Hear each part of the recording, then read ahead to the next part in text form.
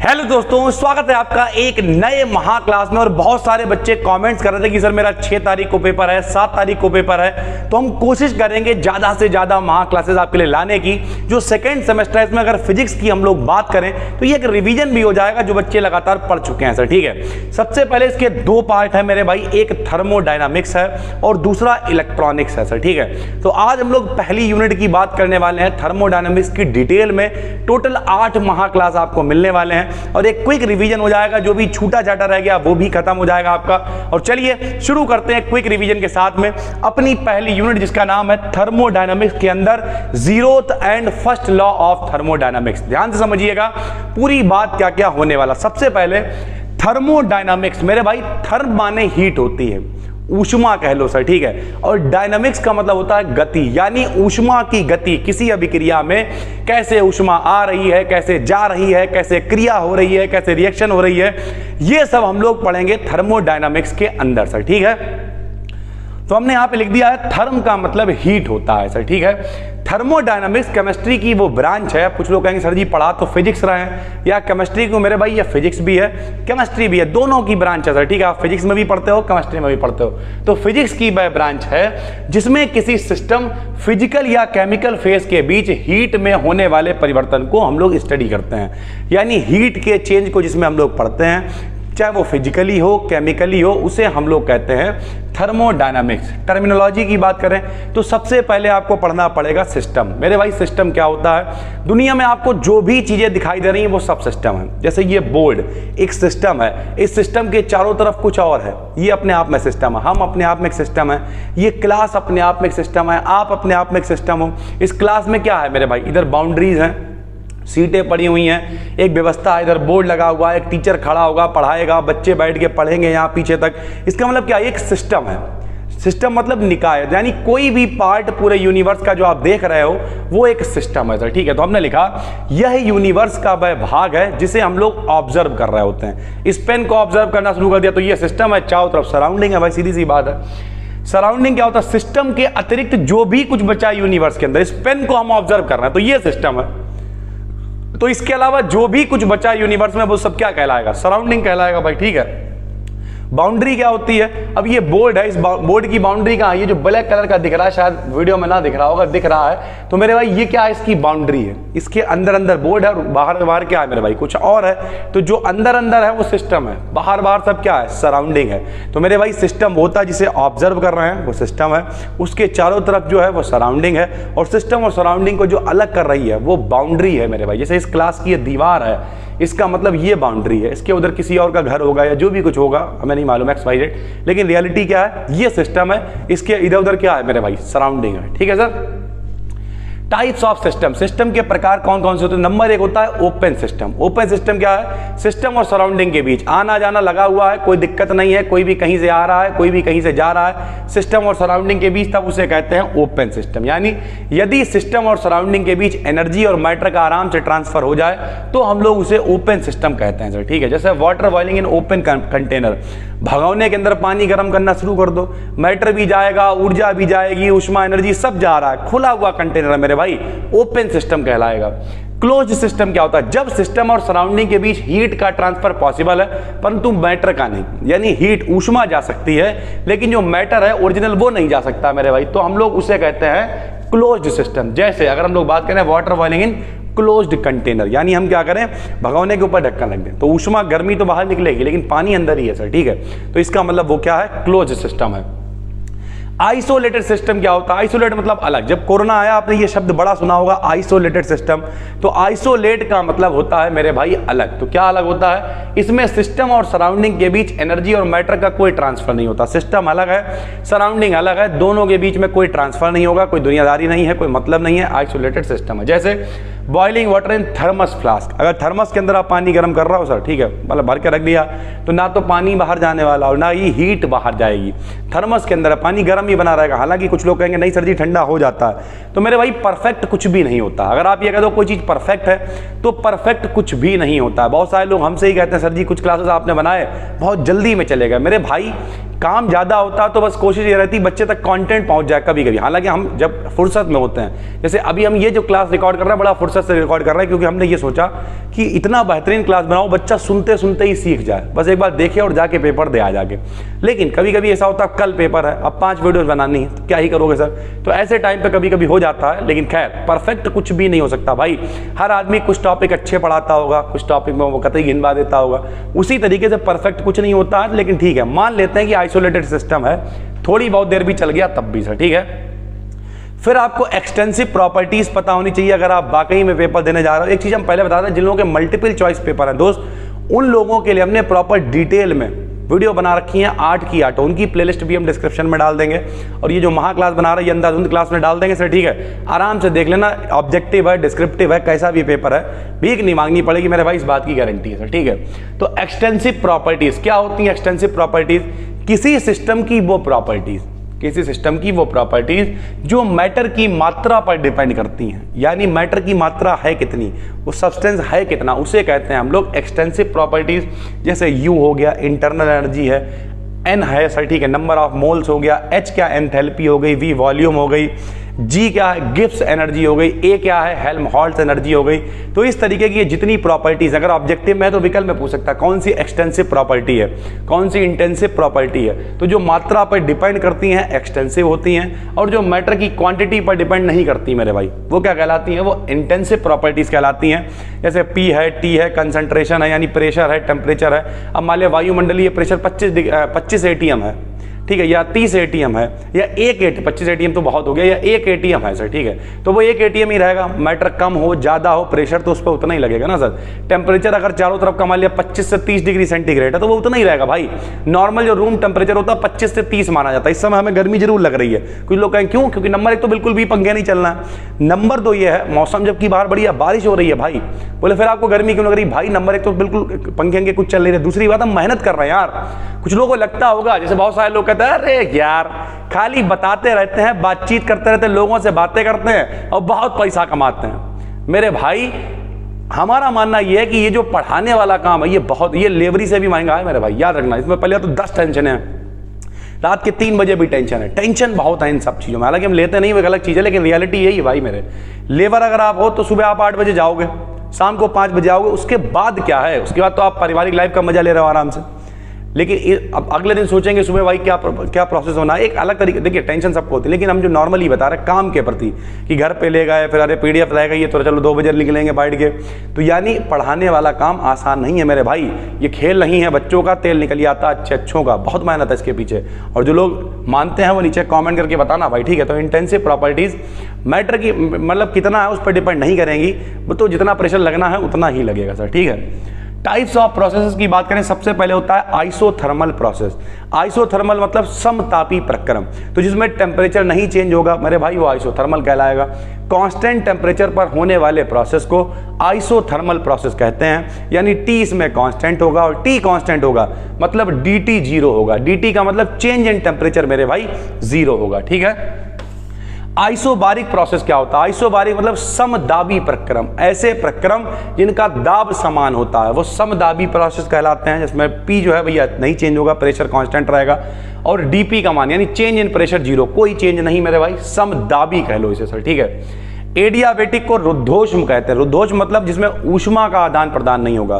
गांव से जो लोग कनेक्टेड होंगे कमेंट करके बताना। बच्चे कमेंट करते हैं सर हमारे गांव में कोचिंग नहीं थी, 4 किलोमीटर कोचिंग थी, हम पढ़ के आपसे पास हो गए। लोग स्टेटस भेजते हैं, बड़ा अच्छा लगता है। तो मेरे भाई जब आपने देखा, आप लोग कमेंट करके बताना, जब गांव में बारात होती है तो वहां पे बर्फ की दिक्कत होती है, तो लोग क्या करते हैं बर्फ को बोरे में लपेट के भूसे में भर के रख देते हैं। वो रुद्धोष्म प्रक्रम का काम करता है। अंदर की ऊष्मा बाहर नहीं आती है, बाहर की अंदर नहीं आती। अब कुछ लोग कहेंगे अरे सर जी पिघल जाता है ज्यादा टाइम, हमने क्या कहा परफेक्ट कुछ नहीं है। और बल्कि गाँव का तो मजा ही अलग है यार। रायता लोग पीते हैं, खाते नहीं है। कोल्ड ड्रिंक भी अंधाधुंध, अरे 1 बोतल पार कर दी हमने। लोग भी क्या करते हैं, ले पूरा उठा के ड्रम में लाउट दी, उसी में बर्फ डाल दिया, ठंडी कर दी, लो भैया अब अंधाधुंध पियो जितना पीना शरबत करा, वो वाला मामला सर, ठीक है। तो एडियाबेटिक का मतलब होता है जब Q कांस्टेंट हो सर, ठीक है। आइसोकोरिक होता है, यहाँ पे CHO है, इसे कर लीजिए। आइसोकोरिक का मतलब सम आयतनिक, जब आयतन चेंज नहीं होगा, डेल्टा V 0 होगा या DV 0 होगा और B का मान नियतांक होगा, तब उसे कहेंगे सम आयतनिक मेरे भाई, ठीक है। साइक्लिक प्रोसेस क्या होते हैं, जहां से शुरू हुए हैं अगर वहीं पे खत्म होंगे मेरे भाई। ये देखिए यहां से शुरू वापस यहीं ए पे खत्म, यानी इनिशियल और फाइनल स्टेट अगर सेम होती है। मान लिया हमने स्टार्ट किया यहां से, घर तक गए, फिर हम यहीं कोचिंग वापस आ गए, तो क्या होगा, ये कहलाएगा साइकिल। एक पूरा साइकिल का मतलब चक्र, चक्र चौकोर हो कैसा भी, उससे मतलब नहीं है। जहां से स्टार्ट किया अगर घूम के वहीं वापस आ गया तो उसे कहेंगे साइक्लिक प्रोसेस। और अगर नहीं आ पाए सर तो उसे कहेंगे नॉन साइक्लिक प्रोसेस, या फिर कह देंगे ए साइक्लिक प्रोसेस। ए से शुरू किया बी पे खत्म हो गया, तो चक्र पूरा ही नहीं किया तो ए साइक्लिक प्रोसेस हो गया सर, ठीक है। रिवर्सिबल प्रोसेस और साइक्लिक प्रोसेस लगभग मिलता जुलता होता है सर, ठीक है। वही है जिसमें इनिशियल और फाइनल स्टेट के बीच में एक इक्विलिब्रियम होगी, एक साम्य अवस्था होती है, एक डायनेमिक इक्विलिब्रियम होती है, इससे ये इससे ये इससे ये इससे लगातार चल रहा है, उसे हम लोग कहते हैं रिवर्सिबल प्रोसेस है, ठीक है। इरिवर्सिबल प्रोसेस क्या होता है, वह प्रोसेस जिसमें चेंज केवल तब तक होता है, मतलब एक ही डायरेक्शन में होगा। सरल भाषा में कहे इरिवर्सिबल का मतलब अनुत्क्रमणीय, बर्फ से पानी बना दिया, पानी से बर्फ नहीं बना पा रहा मान लिया, तो इस तरीके हालांकि बन जाएगा, तो वो एक रिवर्सिबल प्रोसेस है। इरिवर्सिबल बताओ, कागज जला के राख बना दी, अब राख से दोबारा कागज बना लोगे, नहीं बना पाओगे, तो ये कैसा प्रोसेस है, इरिवर्सिबल प्रोसेस है मेरे भाई, ठीक है। उम्मीद करते हैं काफी अच्छे से समझ में आपका आ रहा होगा। और अगर पेपर है तो टेंशन मत लो मेरे भाई, डेली देखिए 5 तारीख को अपना इवेंट भी है, इसलिए में ये है, लेकिन अगर आपका पेपर है तो आज तारीख अभी 2 ही है मेरे भाई, 2, 3, 4, और कोशिश करेंगे कम से कम, हालांकि अगर 5 को भी पेपर है तो आपको 3-4 महाक्लास तो हम आराम से दे देंगे सर, ठीक है। कोशिश करेंगे पूरी से पूरी, काम बहुत रहता है मेरे भाई, लेकिन क्योंकि हम चलते हैं MJPRU यूनिवर्सिटी के हिसाब से, यहाँ पेपर 15 तारीख से पहले तो कुछ नहीं होना सर, ठीक है। तो इधर 10 तारीख तक हम ये सब समेट के महाक्लास और दुनिया भर की, क्योंकि 4th सेमेस्टर भी मेरा काफ़ी रह गया है ऐप पर, तो उसे भी हमें कराना है, इस चक्कर में लगे हुए हैं इस समय वही कराने में, लेकिन बच्चों को बहुत कॉमेंट थे तो हमने चलिए पहले बना देते हैं सर, ठीक है। इरिवर्सिबल कहलाता है। Concept of heat and work, heat और वर्क क्या होता है, तो भैया हीट यानी ऊष्मा, एक मेरे लाइन याद रखना, किया गया कार्य ऊर्जा के बराबर होता है और ऊर्जा ऊष्मा के बराबर होती है, ये लाइन याद रखना मेरे भाई, कभी भुगतोगे नहीं। तो हीट क्या है, एनर्जी का ही एक रूप है, सिस्टम और सराउंडिंग के बीच हीट का ट्रांसफर इनके टेम्परेचर डिफरेंस पर डिपेंड करता है। अगर -Q है इसका मतलब heat evolved by the system, system की हीट खर्च हो गई है तो -Q लेंगे। अगर हीट एब्जॉर्ब करी गई है, सिस्टम को हीट मिल गई है, तो उसे हम लोग लेंगे +Q से, ठीक है। वर्क क्या है, यह भी एनर्जी की एक फॉर्म होती है, किया गया कार्य ऊर्जा के बराबर होता है। वर्क क्या, प्लस में वर्क लेंगे अगर work done by the system होगा, वर्क किसी सिस्टम के द्वारा काम किया जा रहा तो प्लस में लेंगे, सिस्टम पर काम करना पड़ रहा है। जैसे अगर आप हमसे जुड़ो, ठीक है, अभी हमने एक टीचर सबमिट किया था, लोग हमसे जुड़ रहे हैं और आने वाले टाइम में अपने प्लेटफॉर्म पे पढ़ाते हुए नजर आएंगे अदर चैनल्स पर से, ठीक है। तो अब उसमें हुआ क्या, अगर मान लिया कोई व्यक्ति, जैसे हमें उस पर बहुत बच्चों पर काम करना पड़ेगा, जो भी बच्चे, कोई BSc पास है, कोई मान लिया 12th पास है, तो उसने कहा सर 9th क्लास पढ़ाएंगे, कोई दिक्कत नहीं है, लेकिन हमें उनके ऊपर बहुत काम करना पड़ेगा। क्यों काम करना पड़ेगा, क्योंकि मेरे भाई रियलिटी ये है, उन बच्चों पे हमें जब काम करेंगे तो work done on the system, तो मेरी एनर्जी खर्च हो रही तो हम उसे माइनस में लेंगे, और अगर वो बच्चे हमें काम करके देंगे तो फिर वो प्लस, फिर वो बढ़ेगा काम, हम तो कर ही रहे हैं, वो बच्चे साथ में करेंगे, वो टीचर साथ में करेंगे, वो सर मैम साथ में करेंगे, और फिर वो पॉजिटिव वर्क निकल के आएगा। तो इस तरीके से चलता है सर, ठीक है। उसके बाद 0th लॉ ऑफ थर्मोडायनामिक्स, बहुत इंपॉर्टेंट, अगर आपका थ्योरेटिकल पेपर है तो आपको पता होना चाहिए, हमने आपको समझाया था। 3 चीजें होती हैं मेरे भाई, A, B, C। मान लिया आपका कोई दोस्त है, ध्यान से समझना, आपका कोई दोस्त है, आप दोनों लोग बहुत पक्के दोस्त हैं, आपका कोई एक और दोस्त है, आप दोनों लोग बहुत पक्के दोस्त हैं, तो वो जो दोनों दोस्त आपके हैं वो आपस में भी दोस्त होंगे, एक दूसरे को जानते होंगे। बस इतना ही होता है कि अगर कोई सिस्टम है A, वो B के साथ इक्विलिब्रियम है, यानी पहले दोस्त के साथ, C के साथ भी इक्विलिब्रियम में है, मतलब दोनों दोस्त के दूसरे दोस्त का, तो जो B और C हैं होंगे आपस में दोस्त होंगे यार, अगर बाकी में पक्की दोस्त, जानते तो होंगे ही मेरे भाई, ठीक है, पक्के भले ही ना हो। तो यही है, इस लॉ के अकॉर्डिंग यदि 2 बॉडीज P और Q एक तीसरे के साथ R के साथ इक्विलिब्रियम में हैं, तो P और Q आपस में भी इक्विलिब्रियम में होंगी मेरे भाई, ठीक है। किसी बॉडी के ठंड, अच्छा ये क्वेश्चन बहुत पूछा जाता है, जो लोगों का मल्टीपल चॉइस पेपर है, कि जो बॉडी है कोई, ठीक, उसमें जो 0th लॉ ऑफ थर्मोडायनामिक्स वो किसकी व्याख्या करता है। सो 0th लॉ व्याख्या करता है टेम्परेचर की, विकल्प में आएगा। 1st लॉ व्याख्या करता है एनर्जी की मेरे भाई, ये सारी चीजें पता होनी चाहिए, विकल्प में हमने सब करा रखी है, ठीक है। तो किसी बॉडी के ठंडेपन या गर्माहट की माप को ताप कहते हैं, कोई बॉडी कितनी गर्म है, कितनी ठंडी है, उसे हम लोग कहेंगे टेम्परेचर सर, ठीक है। P और Q 2 बॉडी संपर्क में रखी जाती हैं, ऊष्मा ज्यादा वाले भाग से कम वाले भाग की ओर चली जाती है, तब तक जाती रहती जब तक दोनों के मान बराबर नहीं हो जाते और इस तरीके से हीट का ट्रांसफर नहीं होता। उसके बाद कॉन्सेप्ट ऑफ टेम्परेचर यही है, यानी किसी बॉडी का टेम्परेचर वह फिजिकल प्रॉपर्टी है जिससे यह पता चलता है कि अन्य बॉडी के साथ वो थर्मल इक्विलिब्रियम में है या नहीं। क्या मतलब, हमेशा गर्म वाले से ठंडे वाले की तरफ जाएगी। अगर हम लोग जैसे ठंड में बात करें, हम लोग लोहा पकड़ते हैं, हम लोगों को लोहा ठंडा लगता है। बताइए क्यों लगता है ठंडा? क्योंकि हम लोगों के शरीर का टेम्परेचर है 37। शरीर का टेम्परेचर कितना है? 37 है। और लोहा कितना बाहर ठंडा है? 10-15 टेम्परेचर। जैसे हमने लोहा पकड़ा, हमारे शरीर से तेजी से उसमें लोहे में जाने लगा, और जब गर्मी जा रही है तो हमें ठंडा लगेगा। आपने गर्मी में पकड़ लिया, उसका टेम्परेचर था 50, आज एक जल गए मेरे भाई, गरम गरम लगने लगा। क्यों? क्योंकि बॉडी का टेम्परेचर उस समय कम है। ये याद रखिएगा। जैसे हम हैं, मेरी आदत है, लगभग हमें 12 साल पढ़ाते होगा और मैं दिन में 4-4 बार साइटें निचोड़ देते थे और फिर पढ़ाते थे। तो मेरी आदत है, जैसे हम यहाँ पे जहाँ पे खड़े होते हैं तो पंखा भी नहीं, पंखे के उधर चलते हैं, पीछे सारी चीजें हैं, इधर नहीं लगती बिल्कुल भी हवा। तो ऐसे टाइम आप कुछ लोग कहेंगे सर एसी लगी हुई है, उसकी सर्विस नहीं करवाई हमने। क्यों? इतने सारे जब बच्चे बैठते हैं तो कितनी एसी लगाओगे यार, और कितनी सारी चीजें मैनेज करोगे। तो अंदाजुन पंखे चलते हैं, बच्चा पढ़ता रहता है, लेकिन रियलिटी है इधर हवा नहीं लगती है। तो अब क्या है, मेरी आदत में आ गई है गर्मी। अगर जब हम खाली यहाँ पे बैठे होते हैं, सुकून चाहता है दिमाग, क्योंकि दिन भर में हम लगभग मरी से मरी हालत में 14-15 घंटे बोलते ही हैं, बाकी कंटेंट पे काम करते हैं। अब दिमाग को सुकून, तो हम पंखे भी बंद कर लेते हैं बिल्कुल सुकून से। इतना सुकून है। कुछ लोग कहते हैं कोचिंग बड़ा सन्नाटे में बना दी। अबे सन्नाटे में नहीं, सुकून में बनाई है। जिस समय यहाँ पे बच्चे नहीं होते हैं, रात के टाइम 2-4-5 घंटे, इतना सुकून है यहाँ पर। अड़ोस पड़ोस में कोई नहीं, कोई वाहन नहीं, कोई आवाज नहीं, कुछ भी नहीं। तो क्या है ये सुकून है ना सर। उसी तरीके से चीजें हमेशा ज्यादा से कम की तरफ जाती हैं। तो ज्यादा से कम की तरफ तभी जाएंगी जब टेम्परेचर में डिफरेंस होगा। अगर एक का ज्यादा एक का कम है तो जाएंगी। अगर बाई चांस नहीं जा रही हैं, चीजें नॉर्मल लग रही, मतलब टेम्परेचर जो पकड़ लिया, कुछ नहीं हुआ। क्यों? टेम्परेचर हम लोगों का लगभग सेम है, दोनों लोग रूम टेम्परेचर में है, तो कोई दिक्कत नहीं है सर। इस वजह से इसे कहते हैं टेम्परेचर सर। तो टेम्परेचर वो प्रॉपर्टी है जो बताएगी कि हम दोनों इक्विलिब्रियम में हैं या नहीं। अगर आपको कोई चीज गर्म या ठंडी लग रही है, मतलब आप लोग इक्विलिब्रियम में नहीं है सर। ठीक है, इस तरीके का एक डायग्राम है। ये देखिए, पी आर के साथ में इक्विलिब्रियम में, क्यू आर के साथ में इक्विलिब्रियम में, तो पी और क्यू भी आपस में इक्विलिब्रियम में होंगे मेरे भाई। ये है सर। ठीक है, first law of thermodynamics. First law of thermodynamics क्या होता है मेरे भाई?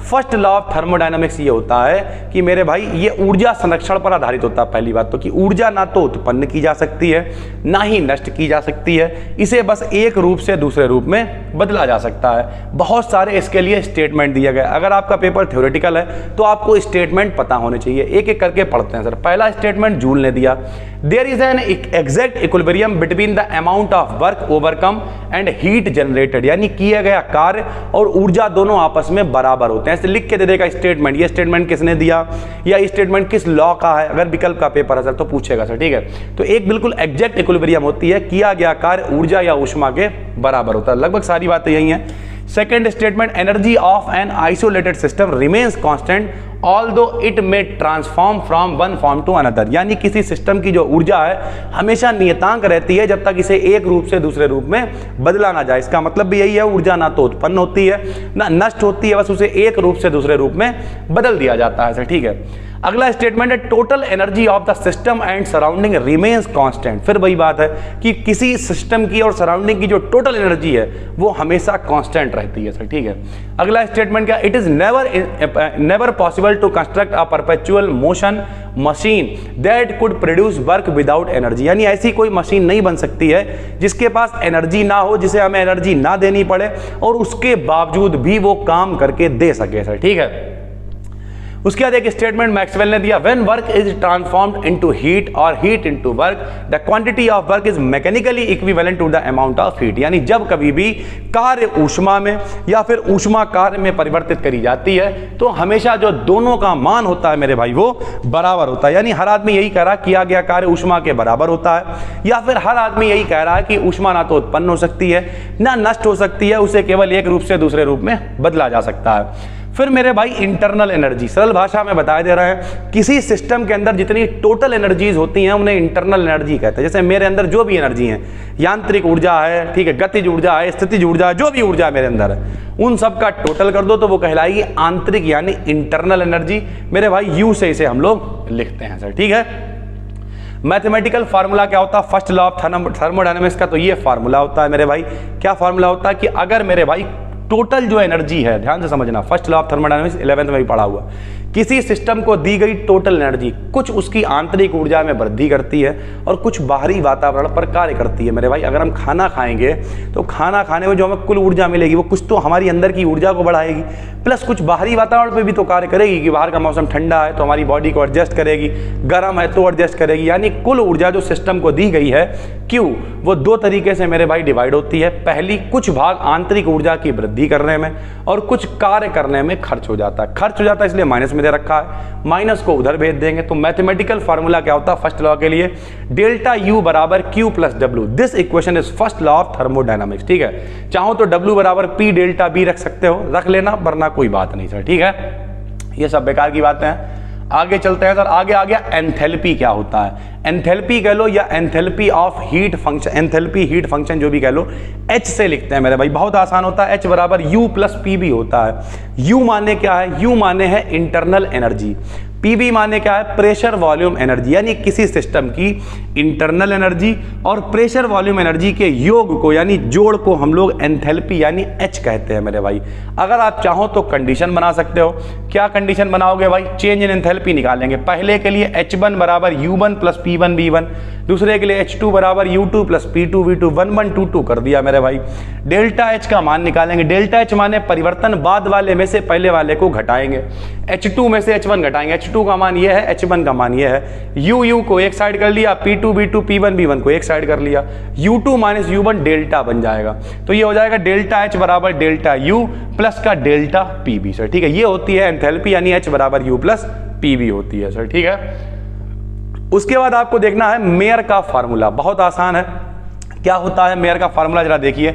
हमने क्या किया, दो ग्राफ मान रखे हैं। इस ग्राफ के लिए मेरे भाई टेम्परेचर है T, ध्यान से समझिएगा। इस ग्राफ के लिए टेम्परेचर कितना है, T है, और इस ग्राफ के लिए टेम्परेचर है T plus delta T sir. ठीक है, दो ये ग्राफ है। इसके लिए जो प्रेशर वॉल्यूम कितना है, PB है। इसके लिए कितना है मेरे भाई, जब इधर देखिए P और B के बीच में एक ग्राफ बना हुआ है, जब इधर की तरफ चलेंगे तो ये डेल्टा, इधर की तरफ कौन बढ़ेगा, V। तो पहले था PB, अब इधर की तरफ कितना बढ़ गया, डेल्टा V, वॉल्यूम बढ़ गया। ऊपर की तरफ चलेंगे तो PB तो है ही, लेकिन साथ में भैया जो प्रेशर है वो कितना बढ़ जाएगा, डेल्टा P बढ़ जाएगा। यानी B तो B ही रहेगा, ऐसे लिख दे रहा है, और P कितना बढ़ जाएगा, डेल्टा P बढ़ जाएगा। इधर की तरफ जाएंगे तो P तो P ही रहेगा, लेकिन B कितना बढ़ जाएगा, डेल्टा। यानी इधर की तरफ चलने पर V बढ़ेगा, ऊपर की तरफ चलने पर P बढ़ेगा। कैसे बढ़ेगा, क्या बढ़ेगा, उसके लिए होता क्या है, एक ये ले लेते हैं सर, एक पूरा कंटेनर ले लिया जिसमें गैस है, गैस के ऊपर पिस्टन रख देते हैं, अलग अलग कंडीशन लगाते हैं। कई बार पिस्टन को फिक्स कर देते हैं। पिस्टन को फिक्स कर देंगे तो गैस तो कहीं जा नहीं सकती, तो उसका आयतन नहीं बढ़ेगा, दाब बढ़ेगा गैस के ऊपर, पिस्टन के ऊपर दाब बढ़ेगा कि अगर गर्म कर रहा हो कहीं फट ना जाए, पिस्टन निकल ना जाए, इस तरीके से। कई बार पिस्टन को मूव करने देते तो दाब नहीं बढ़ेगा, आयतन बढ़ेगा, गैस ऊपर जाएगी, ऊपर की तरफ बढ़ेगी तो आयतन बढ़ेगा। तो कभी एक बार आयतन बढ़ाएंगे, एक बार दाब बढ़ाएंगे और बहुत आराम से डेरिवेशन हो जाएगा। ध्यान से समझिए। तो एक बार हम लोग A से B की तरफ जाएंगे, एक बार A से C की तरफ जाएंगे। जब A से B की तरफ जाएंगे तो भैया डेल्टा B यानी आयतन बढ़ेगा। A से C की तरफ जाएंगे तो प्रेशर बढ़ेगा। तो हम लोग एक एक करके लेंगे। सबसे पहले हमने पूरा लिख दिया। हमने लिखा A से C। A से C मतलब क्या है बताइए सर, A से C मतलब नीचे से ऊपर जा रहा है, तो ऊपर की तरफ P बढ़ेगा, इधर की तरफ B बढ़ेगा भाई। तो जब P बढ़ेगा तो मतलब B कांस्टेंट रहेगा, तो हमने लिख दिया यहाँ पर वॉल्यूम कांस्टेंट, डेल्टा B का मान 0 होगा, M का मान 1 मान लेंगे, और वॉल्यूम कांस्टेंट है तो C को CB मान लेंगे, यानी विशिष्ट ऊष्मा है आयतन के लिए। फार्मूला लगाया Q बराबर MC डेल्टा T, M का मान 1 रख दिया, C को CB रख दिया, डेल्टा T रख दिया सर। ठीक है, Q बराबर CB डेल्टा T निकल के आ गया।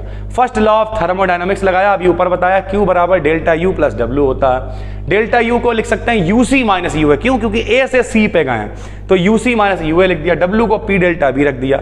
आयतन में चेंज हो नहीं रहा ऊपर जाने पे, तो डेल्टा V 0 है, यानी अपने पास पहली आंतरिक ऊर्जा आ गई UC माइनस UA बराबर CB डेल्टा T, ऊपर की तरफ। अब A से B पे जाएंगे उधर की तरफ, लो भाई A से B पे गए तो डेल्टा P 0 होगा, M का मान फिर बन लेंगे, अब की C को CB नहीं CP ले लेंगे भाई। Q बराबर MC डेल्टा T लगाया, M का मान बन रख दिया, Q का मान निकाल दिया, फिर फर्स्ट लॉ ऑफ थर्मोडायनामिक्स लगाया। अब की डेल्टा P 0 है, डेल्टा B नहीं, तो ये वाला मान 0 नहीं होगा। यहाँ से UB माइनस UA का मान निकल आएगा, वो समीकरण एक हो गई, ये समीकरण हो गई, दोनों बार U का मान निकाल लिया। ऊष्मा ना तो उत्पन्न होती है ना नष्ट होती है, परिवर्तित होती है भाई, तो दोनों को बराबर कर दिया, दोनों को बराबर करेंगे। PV बराबर RT होता है मेरे भाई गैस समीकरण, तो PV की जगह पे हम लोग RT रख देंगे, PV की जगह पे RT रख दिया, यहाँ RT डेल्टा T सारे कॉमन होके कैंसिल हो जाएंगे, CV बचेगा, CP बचेगा, R बचेगा, CP CB को एक साइड कर लेंगे, R एक साइड कर लेंगे, यानी CP माइनस CV बराबर R आ जाएगा। यही मेरे भाई मेयर का फार्मूला है सर, ठीक है। फिर कार्नोट थ्योरम है मेरे भाई। कार्नोट थ्योरम क्या थी, इन्होंने एक इंजन बनाया था कार्नोट इंजन, जो कह रहा था कि 100% वर्क कन्वर्ट हो जाएगा एनर्जी कन्वर्ट हो जाएगी वर्क में, पूरे का पूरा कार्य ऊर्जा में कन्वर्ट हो जाएगा। हालांकि ये गलत इंजन था, प्रैक्टिकली अभी बन नहीं पाया, लेकिन इसे आदर्श इंजन माना जाता है और जो इंजन बनते हैं उसकी तुलना हम लोग इसी से करते हैं सर, ठीक। तो कार्नोट इंजन है, क्या है ये, कार्नोट साइकिल की स्टडी से प्राप्त रिजल्ट को कार्नोट ने कार्नोट थ्योरम नाम दिया। क्या इन्होंने बताया, हीट इंजन की इफिशिएंसी केवल सोर्स और सिंक के टेम्परेचर पर डिपेंड करती है तथा यह वर्किंग सब्सटेंस के नेचर पर डिपेंड नहीं करती। इन्होंने बताया कि हमारे पास क्या बाई चांस जहां से सोर्स, जहां से हीट आ रही है, सिंक जहां पे बची हुई हीट जा रही, केवल उस पर डिपेंड करेगा, बाकी कौन काम कर रहा है कौन नहीं कर रहा है उससे कोई मतलब नहीं है। ये इन्होंने कहा मेरे भाई, ठीक है। या फिर इन्होंने कहा दो हीट इंजन अगर हैं, मतलब एक इंजन और एक और इंजन, उनका सोर्स सेम है, सिंक सेम है, तो उनकी काम करने की क्षमता भी सेम होगी, ये इन्होंने कहा सर, ठीक है।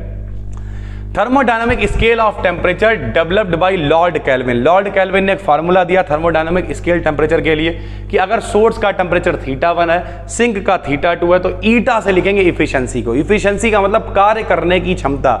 लोग कहते हैं बहू हमारी गृह कार्यों में दक्ष है, काम करने में अच्छी है, तो ईटा बराबर θ1 माइनस θ2 बटे में θ1 कर दिया, ठीक है। अगर ईटा विल बी 100%, अगर θ 0, यानी अगर सिंक का कोई टेम्परेचर नहीं है, पूरी के पूरी हीट सोर्स से आई और काम में परिवर्तित हो गई, तो मेरे भाई इफिशिएंसी 100% हो गई यार, जितनी ऊष्मा ली उतना काम कर दिया। एंट्रोपी पता होनी चाहिए भाई, एंट्रोपी क्या होती है, एंट्रोपी क्या होती है जरा सुनिए, ईटा बराबर Q1 माइनस Q2 अपान Q1 होता है, T1 की फॉर्म में T1 माइनस T2 अपान T1 होता है। इन्हें अगर हम अलग अलग करके लिख दें तो Q1 बटे को इस तरीके आ जाएगा, 1 से 1 कैंसिल हो जाएगा, Q2 बटे Q1 बटे T2 बटे T1 आ जाएगा, Q1 Q2 के नीचे 1 1 एक साइड कर लेंगे, Q अपॉन T हो जाएगा कांस्टेंट, और जो Q अपॉन T कांस्टेंट है उसे ही हम लोग कहते हैं एंट्रोपी। जरा समझिए, दी गई हीट और टेम्परेचर जिस पर रिलीज की गई हीट और रेशियो एक कांस्टेंट होता है, इस कांस्टेंट को हम लोग एंट्रोपी यानी डिसऑर्डर होता है। एंट्रोपी डिसऑर्डर मतलब कितनी ज्यादा आपने टेम्परेचर बढ़ाया है, कितनी ऊष्मा है और कितनी तरीके से चीजें मूव कर रही हैं, तो ठीक है। तो S बराबर हो जाएगा Q अपॉन T, ठीक है भाई। S क्या है, एंट्रोपी है, Q क्या है, ऊष्मा है, और T क्या है, समय। दोनों के रेशियो को एंट्रोपी कहते हैं, बहुत इंपॉर्टेंट, अगर पेपर में है तो पढ़ लेना।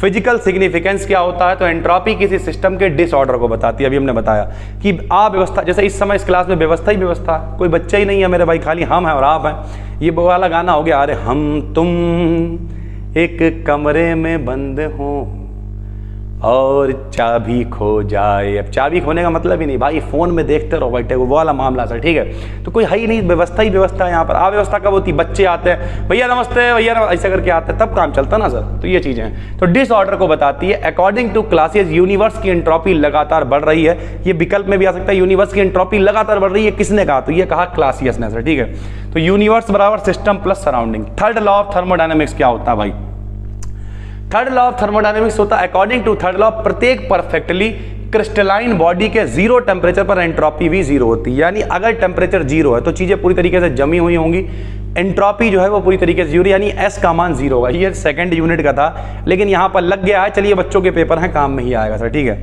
यानी प्रत्येक सब्सटेंस की एक डेफिनेट टेम्परेचर पर डेफिनेट एंट्रोपी होती है, परंतु टेम्परेचर घटने के साथ साथ एंट्रोपी घटती है और 0 केल्विन पर 0 हो जाती है सर, ठीक है। अगर हम यूज ऑफ थर्ड लॉ की बात करें तो सबसे पहले ds बराबर dq अपान टी, सेकंड लॉ होता है सर, ठीक है। Cp बराबर dq अपान dt होता है, यहां से dq का मान निकाल लेंगे, dq का मान उठा के इस समीकरण में रख देंगे, तो ds बराबर आ जाएगा Cp dt अपान में t। dt अपान t को d log t लिख सकते हैं, क्योंकि 1 अपान x का जो सबको पता है log x होता है सर, ठीक है। तो यहां पर इसे लिख सकते हैं d log t on integration, इसका इंटीग्रेशन यानी समाकलन करेंगे, समाकलन से d गायब हो जाएगा, यहाँ पे s बचेगा, यहाँ पे Cp बचेगा, d log t बचेगा। फिजिक्स है तो सभी के पास मैथ होगी, सबको पता है। अगर हम मान लें कि पहले एंट्रोपी 0 थी, 0 केल्विन पर डिसऑर्डर नहीं था, टेम्परेचर बढ़ाया तब अणु भागने शुरू करे, तो बाद में S 0 है, तो लिमिट पहले ऊपर वाली रखते हैं, इंटीग्रेशन से डी खत्म हो जाएगा, पहले ऊपर वाली लिमिट रखेंगे एस एस, फिर नीचे रखेंगे एस जीरो एंट्रोपी, ठीक, बराबर Cp, यहाँ से भी डी गायब होगा, log T बचेगा सर केवल, ठीक है। 0 केल्विन पर एंट्रोपी एस जीरो, तो जीरो ही होगा, जीरो रख दिया तो केवल एस आएगा मेरे भाई, एस बराबर Cp integration 0 to T d log T आ जाएगा। अतः एंट्रोपी को टेम्परेचर और Cp की वैल्यू से कैलकुलेट करके ज्ञात कर सकते हैं। यानी अगर आपको T पता है, Cp पता, तो S का मान निकल आएगा। उसके लिए ग्राफ खींचते हैं भाई, Cp और log T के बीच में ग्राफ खींच दिया, एक मान पता होगा, दूसरा मान अपने आप मेरे भाई निकल आएगा। जब ये मान निकल के आ जाएगा तो कैलकुलेट हो जाएगा और इस तरीके से S बराबर आ जाएगा Cp log T मेरे भाई, ठीक है।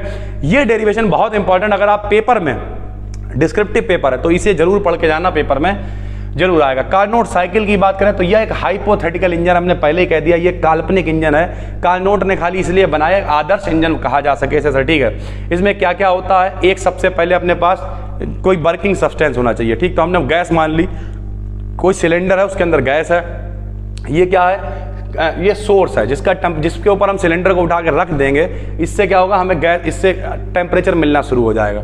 एक अपने पास नॉन कंडक्टिंग स्टैंड है कि हमने देखा टेम्परेचर ज़्यादा हो रहा है, उठा के स्टैंड पर रख लिया। और आखिरी में एक सिंक मिल जाएगा कि जो कुछ बचा कुचा रह गया वो सिंक पर रख दो, बची हुई सारी ऊष्मा उसके अंदर चली जाएगी सर, ठीक है। इस तरीके से चीज़ों को लिखेंगे। T1 का मान हमेशा ज़्यादा होगा, यहाँ से ये साइकिल स्टार्ट होता है। सबसे पहले P1 V1 T1, पहला जो चक्र होगा वो आइसोथर्मल होगा। आइसोथर्मल मतलब टेम्परेचर चेंज नहीं होता, समतापी होता है, तो ये T1 ही रहेगा। P1 से P2, V1 से V2 हो जाएगा। फिर एडियाबेटिक होगा, दूसरा प्रोसेस चलेगा, तो एडियाबेटिक में मेरे भाई टेम्परेचर भी चेंज हो जाएगा, तो टेम्परेचर T1 से यहाँ T2 हो जाएगा। फिर तीसरा, फिर आइसोथर्मल कंप्रेशन है, तो ये बाबा ये पिस्टन लगातार ऊपर नीचे हो रहा था, ऐसे समझ लीजिए, ठीक है, कि हमने क्या किया, उठा के सबसे पहले कहाँ रखा बताओ, सबसे पहले हमने सोर्स पर रख दिया, सोर्स पर रखा, गर्मी मिलने लगी, एक्सपेंशन होने, फैलने लगा, तो क्या हुआ, टेम्परेचर T1 से बढ़ के कितना हो गया, T2 हो गया। उठाया, फिर से स्टैंड पे रख दिया, स्टैंड पे रखा तो कुछ गर्मी मिल नहीं रही है, कोई मतलब नहीं है, तो टेम्परेचर यहाँ से बदलेगा। सॉरी सर, ये आइसोथर्मली, यानी आइसोथर्मली गर्म कराओ से T1 से टेम्परेचर कितना T1 ही रहा, लेकिन प्रेशर बढ़ा, वॉल्यूम बढ़ा, P2 हो गया, V2 हो गया, इस तरीके से चीजें चली। इस तरीके से फिर उसे स्टैंड से उठाया, फिर सिंक पे रख दिया, और सिंक से हटाया, फिर स्टैंड पे रख दिया। ये देखो यहां से यहां तक सबसे पहले बताओ क्या किया, यहां से यहां तक सबसे पहले सोर्स पे रखा है, जहां से हीट मिलेगी, यहां से यहां तक फिर स्टैंड पे रखा है, एडियाबेटिक है सर, ठीक है, ना ऊष्मा आएगी ना जाएगी। यहां से यहां फिर सिंक पे रखा है, सिंक पे भैया जाने लगे तो कंप्रेशन होने लगेगा, और यहां से यहां तक फिर स्टैंड पे रखा है सर, ठीक है, एडियाबेटिक कंप्रेशन होगा। यही सब यहाँ पे लिखा हुआ है, पढ़ लीजिएगा सर, ठीक है। टेम्परेचर है, सबसे पहले क्या करते हैं, नॉन कंडक्टिंग स्टैंड है, सबसे पहले क्या करते हैं, आइसोथर्मल एक्सपेंशन है, तो क्या करते हैं, सिलेंडर को उठा के सोर्स के ऊपर रख देते हैं, सोर्स से रखेंगे उसे गर्मी मिलने लगेगी, गैस का एक्सपेंशन होने लगेगा, एक्सपेंशन होता है, फिर उसे उठा के कहाँ रख देते हैं, स्टैंड पर रख देते हैं, स्टैंड के बाद कहाँ रख देते हैं भाई, सिंक पर रख देते हैं, सिंक के बाद फिर कहाँ रख देते हैं, फिर स्टैंड पर रख देते हैं, बात खत्म हो गई। यही कार्नोट साइकिल है मेरे भाई, ठीक है। तो ये पूरा लगभग फर्स्ट क्या, इसमें तो आपकी थोड़ी सी किस्मत अच्छी थी, तो जो थर्ड लॉ है वो भी कवर हो गया, और अब हम कोशिश करेंगे, क्योंकि पेपर 5 को है, तो हम दूसरी और तीसरी यूनिट एक में ही कवर कर देंगे कल वाले महाक्लास में सर, ठीक है। तो ये क्लास आपको काफ़ी अच्छा लगा होगा, उम्मीद करता है समझ में आ गया होगा। टेलीग्राम पे जाके BD Academy BSc सर्च कर लेना, ठीक है, वहाँ पर इसकी PDF आपको मिल जाएगी। एप्लीकेशन पे देख रहे हो तो एक क्विक रिवीजन समझ लेना, मेरी तरफ से एक तोहफा समझ लेना, अलग से एक प्लेलिस्ट हम बना देंगे, अलग से एक फोल्डर बना देंगे एप्लीकेशन पे महा क्लासेस, ताकि आप जल्दी से रिवाइज कर पाओ सर, ठीक है। और उनकी PDF भी जस्ट उसके नीचे ही पड़ी होगी, तो आपको कोई भी कंफ्यूजन नहीं होगी सर, ठीक है। उम्मीद करते हैं पूरी बात समझ में आ गई होगी। नए हो चैनल को सब्सक्राइब कर लो सर, ठीक है, और जो भी समस्याएं उन्हें नीचे कमेंट करो, और बहुत ज़्यादा दिक्कत है तो हमने फिर कहा कॉल सपोर्ट है सर, ठीक है, प्रॉपर व्यक्ति यहाँ पे बैठ रहा है आपके लिए। कॉल सपोर्ट है 8604507939, ये कॉल सपोर्ट है इस नंबर पे मेरे भाई, नहीं सॉरी सर, ये व्हाट्सएप सपोर्ट है, ठीक है, इस पे व्हाट्सएप करो, लगभग हम ही देख लेते हैं ज़्यादातर टाइम में। तो अगर आपकी कोई समस्या होगी, मैसेज इस पे बहुत रहते हैं, तो 2-3 बार मैसेज कर दिया करो, अगर कुछ अर्जेंट हो तो मैसेज आपका ऊपर आ जाएगा, तो दिख जाएगा। अभी जब तक इवेंट वगैरह होना है तब तक तो बहुत सारा एक्टिव है ये, ठीक है। जब इवेंट वगैरह हो जाएगा तो उतने मैसेज नहीं हुआ करेंगे, तब आपको क्या करना है, आराम से मैसेज कर लेना है, व्हाट्सएप पर सेव कर लो, कहते हैं BD Academy व्हाट्सएप, ठीक है। और 9044900263 ये कॉल सपोर्ट है मेरे भाई, ठीक है। आने वाले टाइम में ये दुनिया की सबसे बड़ी कॉल सपोर्ट बनने वाली है, हम हमेशा कहते हैं। क्यों? क्योंकि हम लोग हमेशा ज़मीनी लेवल पे काम करते हैं।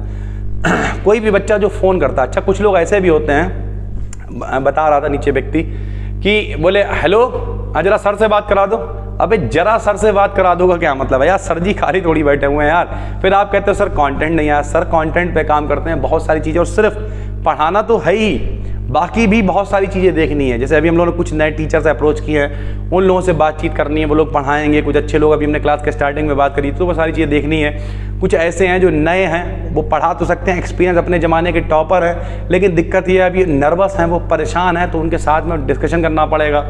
टीचर्स ट्रेनिंग प्रोग्राम हमने अलग से एक ब्रॉडकास्ट बनाया है जिस पे काम कर रहे हैं। तो लोगों को लगता है बैक हैंड पे कोई काम नहीं हो रहा, लेकिन क्या ऐसा है? ऐसा नहीं है भाई, बैक हैंड पे बहुत सारे काम हो रहे हैं और आने वाले टाइम में आपको दिखाई देंगे। फिलहाल उन सब के बीच में हम हमेशा ध्यान रखते हैं कि क्लास जरूर निकले बीच में, और चैनल पर डेली वीडियो जाए। आप देख लेना, पिछले 2 से 3 साल हो गए, कोई गैप नहीं है। चाहे तो लाइव आए होंगे, भले ही एक शॉर्ट डाला हो, लेकिन वीडियो जरूर डाली होगी सर पिछले लगभग 2 से 3 साल के अंदर। ये होती है कंटिन्यूटी, और आपको भी कंटिन्यूसली जुड़ना पड़ेगा। नीचे कमेंट करके बताओ, ठीक है? जिन लोगों के पेपर जल्दी हैं वो लोग कमेंट करें, कोशिश करेंगे। बाकी कुछ लोग कह रहे थे जूलॉजी नहीं आई, बॉटनी नहीं आई, मेरे भाई वो सारी की सारी चीज़ें बी डिकेडियन BSc पे अपना एक दूसरा चैनल भी है, बी डिकेडियन BSc, और इसकी जितनी भी हमने मल्टीपल चॉइस क्वेश्चंस पढ़ाए हुए हैं वो सारे बी डिकेडियन BSc पे पढ़ा रखे हैं। उनकी भी प्लेलिस्ट हम डिस्क्रिप्शन में डाल देंगे, बाकी इसकी पूरी प्लेलिस्ट डाल देंगे। हम मिलते हैं आपसे एक और वीडियो में, तब तक के लिए धन्यवाद।